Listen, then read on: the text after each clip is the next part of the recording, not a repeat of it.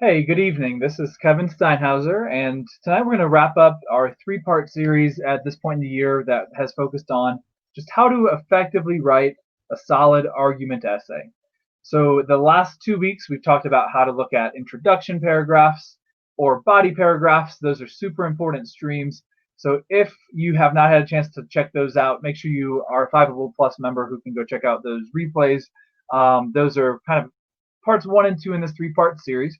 So what we'll do tonight is we got a small group, so any questions or thoughts that you have, I can be really flexible in answering what you want me to cover. But we'll do a quick review of argument expectations. We'll do a quick review of what the intro could look like, a quick review on what the body paragraphs should be looking like, and then we'll spend the rest of the time talking about conclusions, which is the focus of the stream. So again, if there's questions on any of these parts, I am here to help, but let's dive in and take a look at some overviews of argument. Before we get too much further, I do want to shout out a few things that are happening. This is happening all over Fiveable throughout just this week alone. So we've got a lot of great things going on. The more that you are a part of Fiveable, the more that you will be successful this year. We've just seen a really clear track record with, hey, you put time in outside of school, thinking about the most important things when it comes to AP, you will it will pay off. Let me put it that way. So we have tonight my stream with conclusions, and we also have kind of going on immediately afterwards as our weekly current event stream. So that'd be great if you could hop into both. Honestly, the weekly current event stream is valuable just to know, even if you're not in any AP classes. So the reason why that's really important for AP Lang is you want to build your background knowledge. You want to be able to talk about just any topic that College Board provides. The weekly current event streams are just great ones to check out as often as you can, especially when it comes to the argument essay. That's when they're going to be most helpful. All right, and you can just take a quick glance at all the other streams that are happening. This is across every single subject area. So you see there's some math streams going on tonight. English literature is tonight. So usually you're not in both Lang and literature, but I know some students actually are. And then there's a lot going on tomorrow night. Psychology, U.S. government. Those are two big junior level AP courses. A lot of juniors take those two classes, and a lot of juniors take Lang.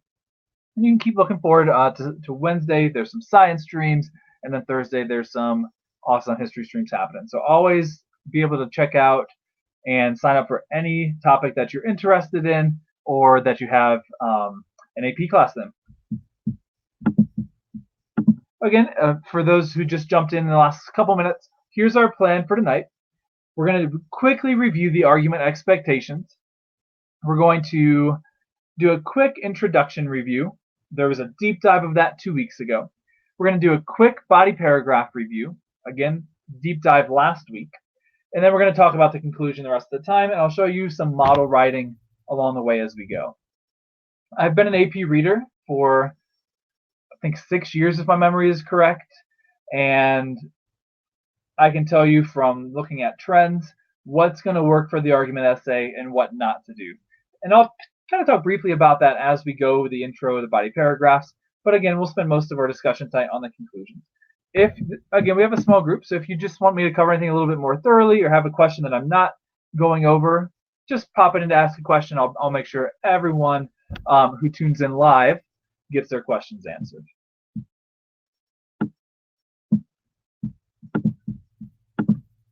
All right, there's the way I look at it, 5 things that you must do well to be most successful on this argument essay. The first is you want to have an articulate argument. What that means is you clearly state your position and you have a line of reasoning. That's kind of a buzzword this year with AP language. And a line of reasoning just means you have a solid flow of argument. One sentence builds to the next. It's not just some random thoughts. It's not just here's a body paragraph and here's a body paragraph, and they don't really build off of each other. An articulate argument begins intentionally, moves forward, and ends intentionally. Every single sentence has a purpose, and every single sentence is clear. It's not about sounding smart. It's about being clear with a smart argument. And I'll talk more about a smart argument in a minute. Second is you use appropriate evidence. So in your articulate argument, you have clear claims, and that would be in your thesis and your topic sentences. And then you have to support it with the best possible evidence. So during body paragraphs, the stream from last week, we talked about how to use evidence most effectively and different types of evidence you can use. So again, make sure you've been able to check out that stream. But make sure you have the best evidence that proves your point that you can think of. Now, I bolded step 3 because this is really where you raise your score. You thoroughly explain how the evidence supports your argument. This is what the most common mistake. There's 2 common mistakes actually let's talk about in the entire argument process.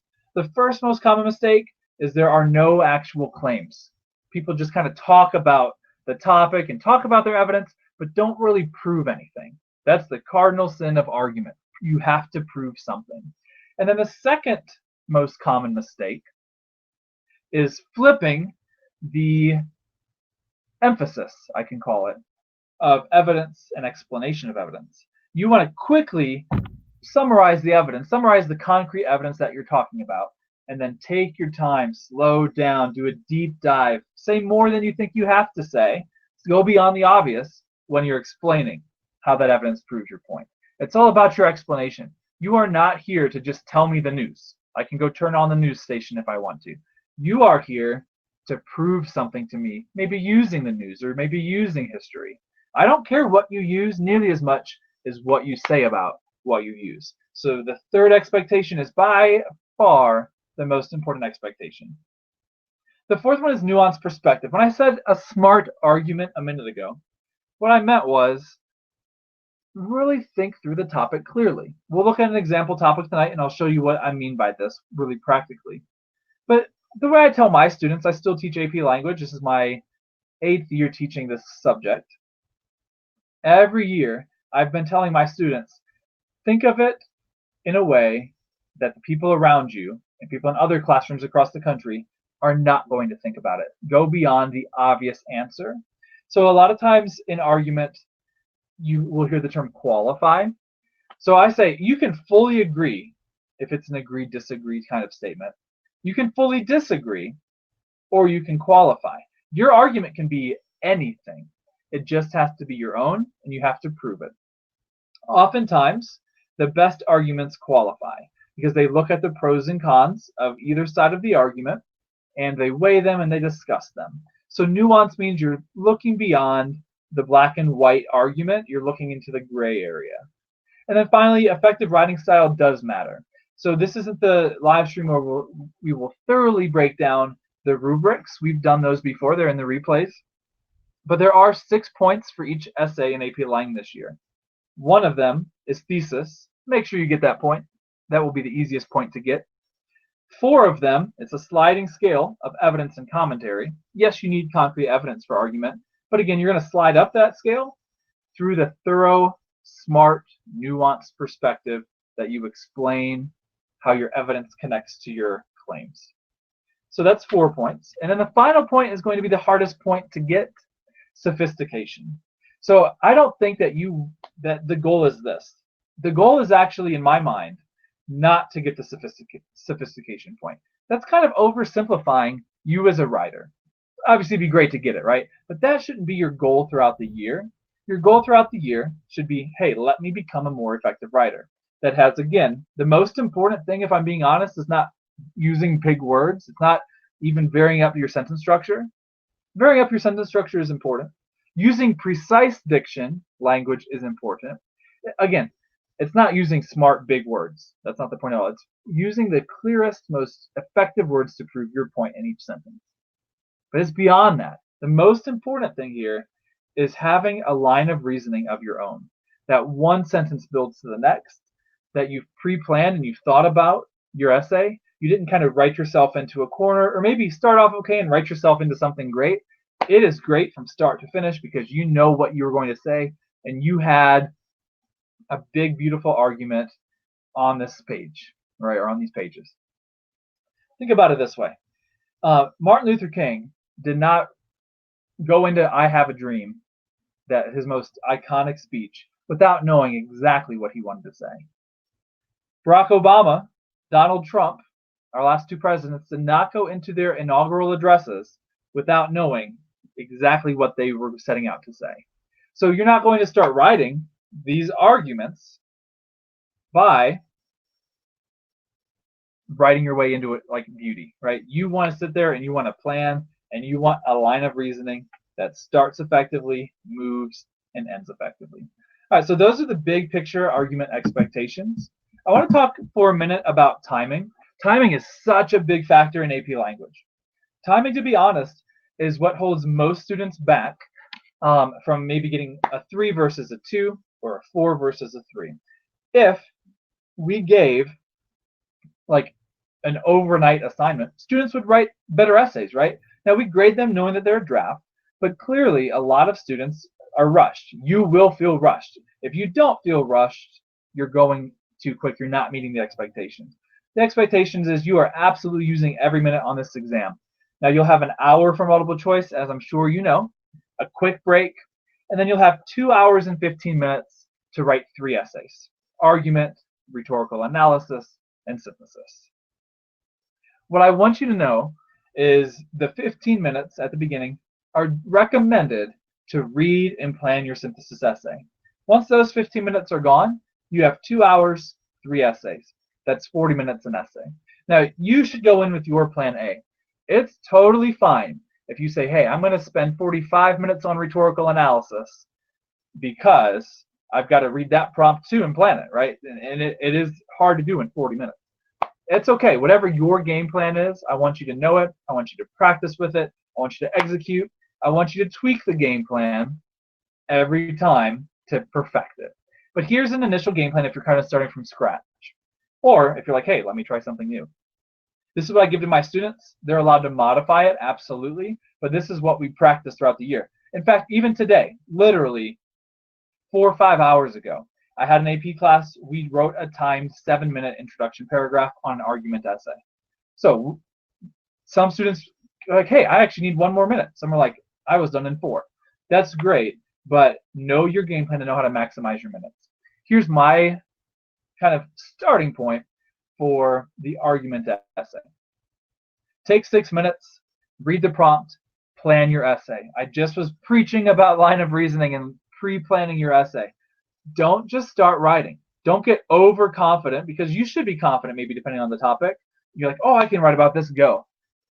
Breathe, take a minute, and plan. That's my strong advice. It does not take 6 minutes to read the prompt, but it should take 5 or 6 minutes to plan where you want to go. So 6 minutes, read the prompt, plan your essay from beginning to end. 7 minutes, these are all estimates, but these are a good guide to kind of plan out our time. Write your introduction paragraph. Again, I'll show you a quick model of that tonight. It'll be quick because I do want to spend time on conclusions. We did a deep dive of those 2 weeks ago. Shouldn't take longer than 7 minutes though. 22 minutes on your body paragraphs. Now, some of you might say, hey, I can actually take 5 on the intro and I have more time to write the body paragraphs. The body paragraphs are absolutely where you make bank.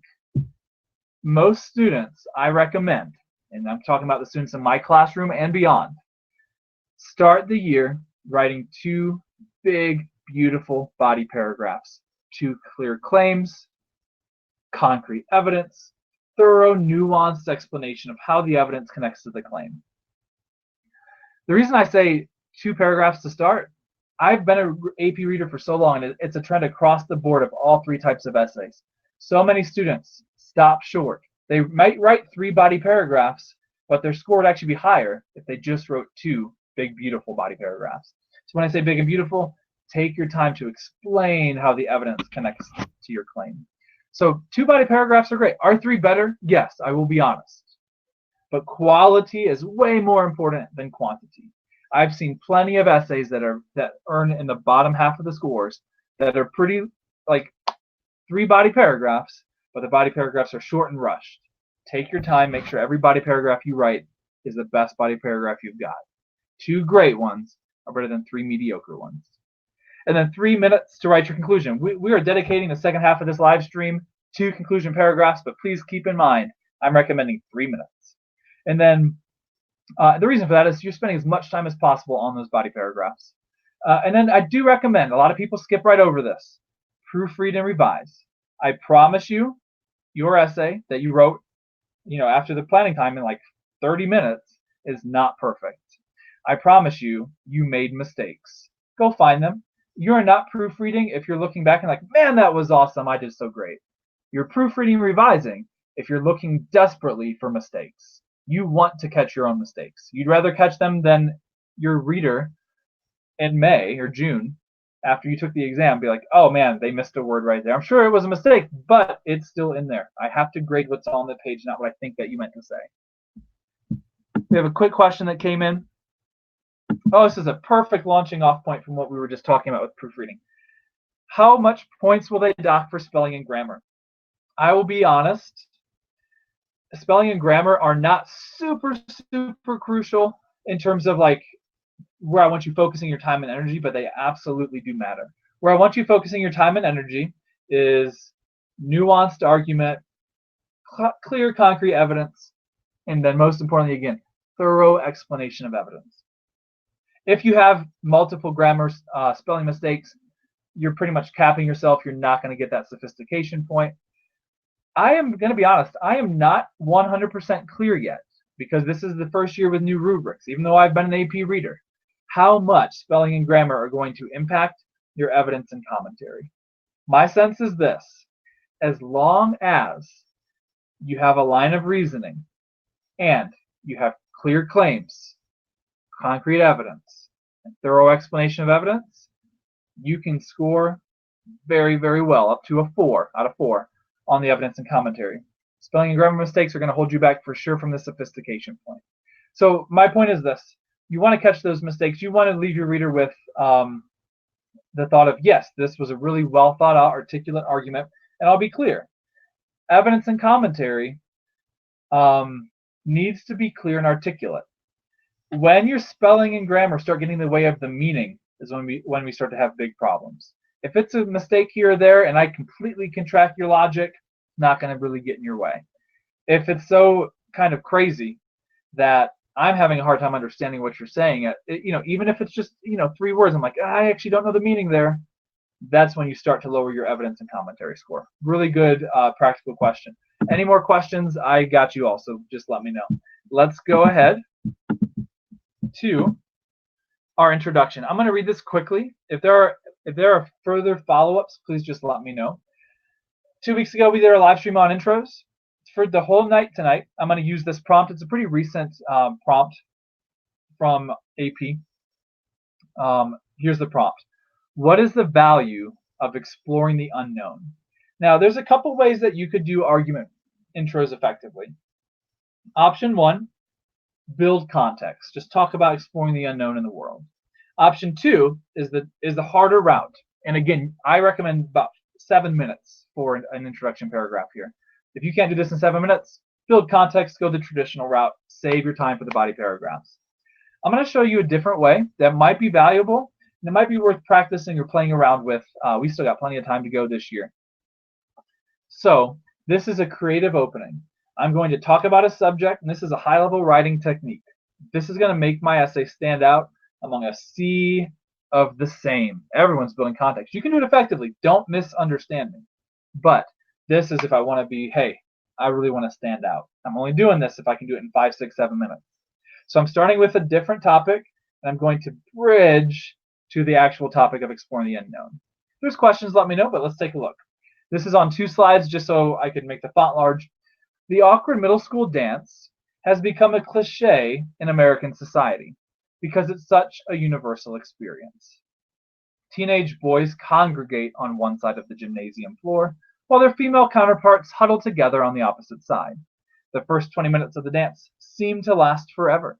As lights low and music loud, both groups talk among themselves with intermittent, tense glances across the dance floor. At this point, the dance could turn in one of 2 directions.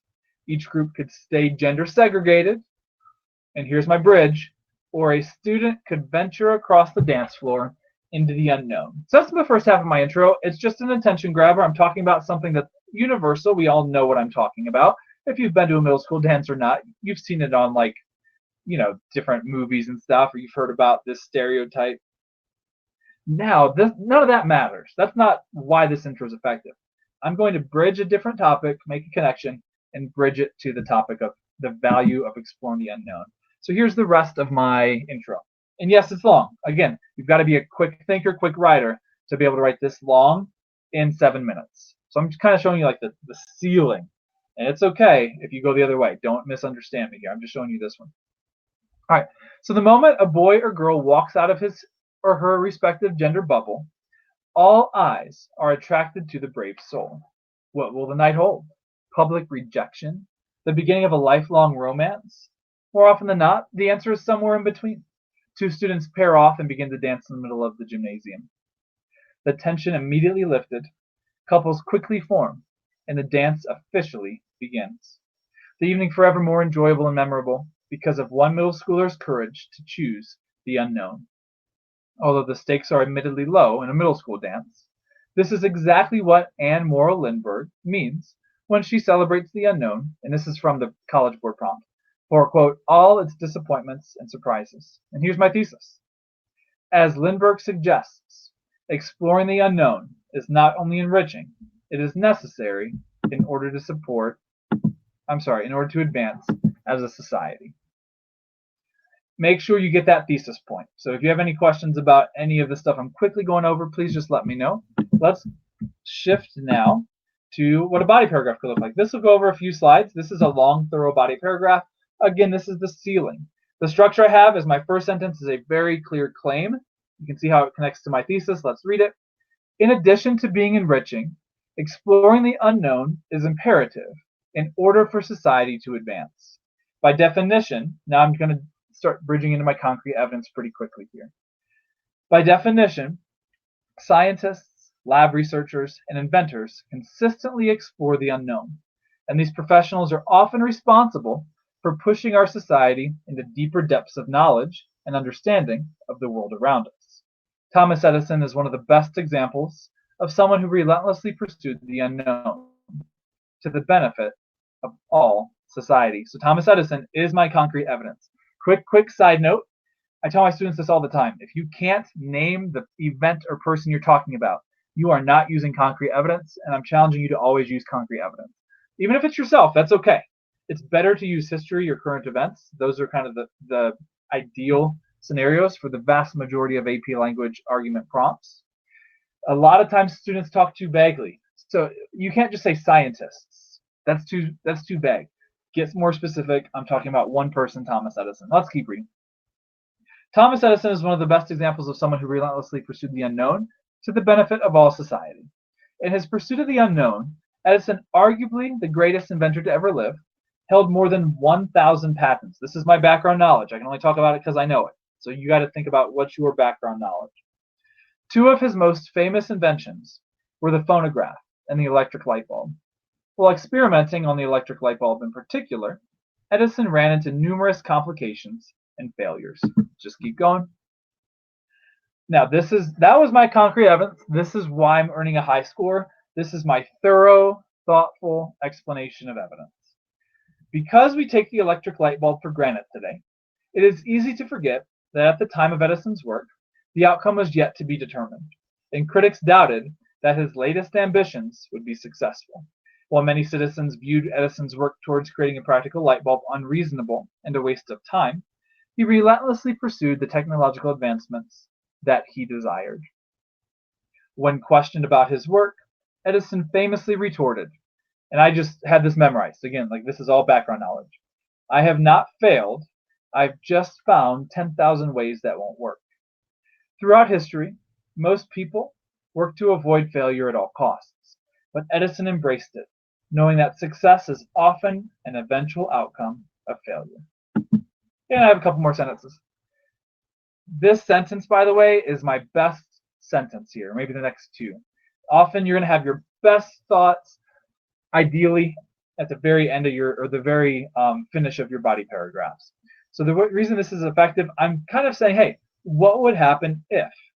That's kind of the question I ask myself a lot at the end when I talk about it. If Edison would have balked at the unknown, allowing the potential embarrassment of failure to consume him, the world would be much less technologically advanced as it is today. Sure, if Edison had not created the phonograph or the practical light bulb, another scientist would have eventually invented them, but it would have only happened through the exploration of the unknown. I'm clearly connecting it to the prompt. And then, last sentence, because Thomas Edison spent his life exploring the unknown, he was able to push his society into the future.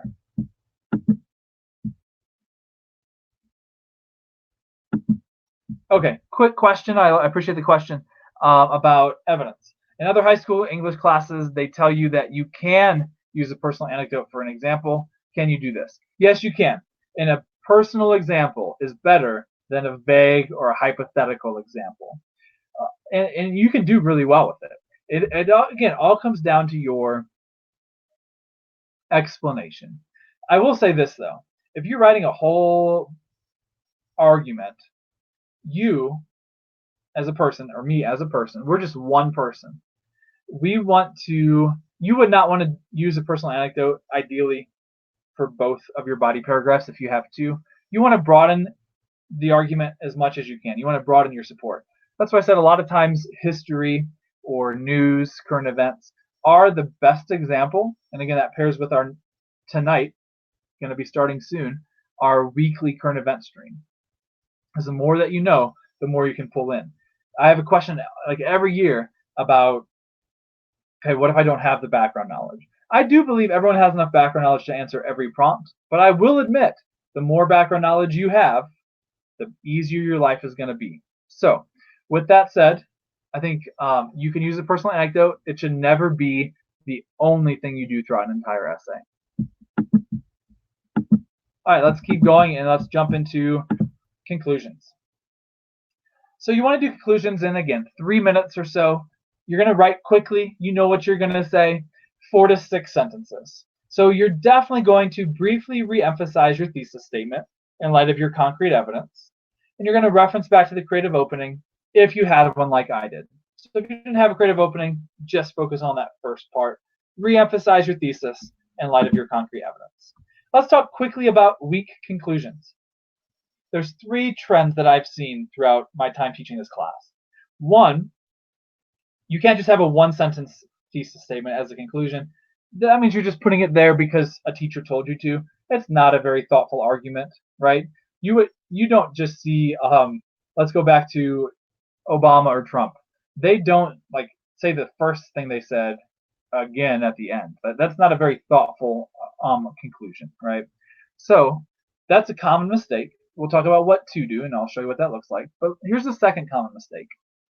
Don't randomly bring up a piece of evidence and not explain it. So I know that we often say as teachers, hey, broaden it out or leave your reader with a final thought. But that final thought should not be, let's say, I didn't talk about Edison in my body paragraph. So, Thomas Edison was a great inventor and he explored the unknown too. Like that's just kind of thrown in there. You need to explain what the evidence is that you're talking about. So don't just toss in random evidence and think that counts for like better concrete evidence or more concrete evidence. And the last thing that I argue is a weak conclusion is no conclusion. So let's talk about the debate. I've talked to many college people. I've talked to many high school people. People don't all agree with this, but I think most people say you should conclude. When we score, I'm going to be honest, you don't literally, let me say this again. You're not like getting a conclusion point, right? So don't misunderstand me. You can get a great score and not have a conclusion, but you will get a great score with a conclusion too, right? So I guess my point is this. We look at, do you have a full, thorough, fully developed argument? If you're kind of ending at the last concrete evidence paragraph and you're not like putting a bow on it, then it's not fully developed. It's a sign that you ran out of time, right? You're not going to get super punished for running out of time. Like, we're not here to punish, we're here to reward. And they say that like every day at the reading. But I will tell you this, we are here to reward, and we will reward students who have solid conclusions. That will often help your sophistication chances. I know that it's going to be hard to get, but you can't have the sophistication point, I would argue, without a solid conclusion. I'm sure there'll be exceptions, but I would think that would certainly be a trend. And then second, evidence and commentary. That conclusion should be effectively adding to that argument, so it will do nothing but, if you do it right, help your chances at increasing that 4-point scale. So don't take more than 3 minutes on it, because you got to save that time for body paragraphs, but I highly recommend do include that conclusion. We're going to end tonight by looking at our model conclusion. I want to point out as we go a couple solid things that I did here to kind of make this effective, not just make this cookie cutter conclusion that sounds like everybody else's. You want to stand out as a writer. You want, again, at the AP reading, we read well over 100 essays a day. I mean, hundreds of essays a day. You want to stand out. They all start to sound the same, and we score them fairly and accurately, but the best writers, the highest scores, are ones who are like, man, that's the one I'm going to remember when I go home tonight. All right, let's read. My evidence, by the way, was Thomas Edison, as you know, also Neil Armstrong, first man on the moon, and Gandhi. Let's read. Although each found success in different fields, Armstrong, Edison, and Gandhi had one essential trait in common. Each man passionately explored the unknown. Because of their eagerness to embrace uncertainty, the world has been changed forever. The majority of men and women seem to navigate life from the sidelines, hesitant to venture forth into unknown territory. However, it is the bravest people, the ones who are willing to first cross the awkward middle school dance floor, that have the greatest impact on society. Now, that sentence wouldn't work if I didn't have the creative opening. Like that random evidence of awkward middle school dance floor would not work. It's not even real evidence, right? It's just my creative opening. I'm bringing it full circle. It's a really high-level writing technique that a lot of professional writers do. To start off with something kind of random, bring it back up, close the bubble, keep it full circle. All right, let's finish this off. Final sentence. Instead of reading about history in relative comfort and safety, people who relentlessly and boldly pursue the unknown are the ones whom history is written about. So you want to end with a powerful statement. It's not anything new. It's just a cool, awesome, unique way to close up your argument. So if there's any last minute questions, now's the time. I'm not having a super long stream tonight, but we are ending our argument unit here. If you have a chance, go ahead and hop over when we're done here to the other live stream we've got for AP Line tonight about current events. And then next week, we're starting our mini-series on rhetorical analysis. A lot of people say their rhetorical analysis essay is their least favorite or the hardest, so make sure you can check into those. All right, so final thoughts. Conclusions are your chance to stand out. Again, in a sea of essays, I call it, how are you going to be remembered?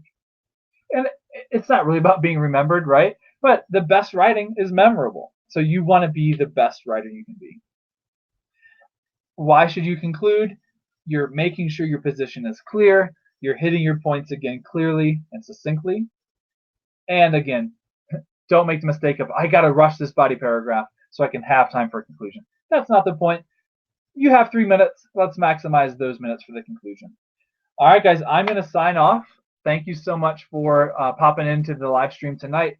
Hope it was helpful, and hopefully you can come back for our rhetorical analysis review in the next few weeks. All right, see you later.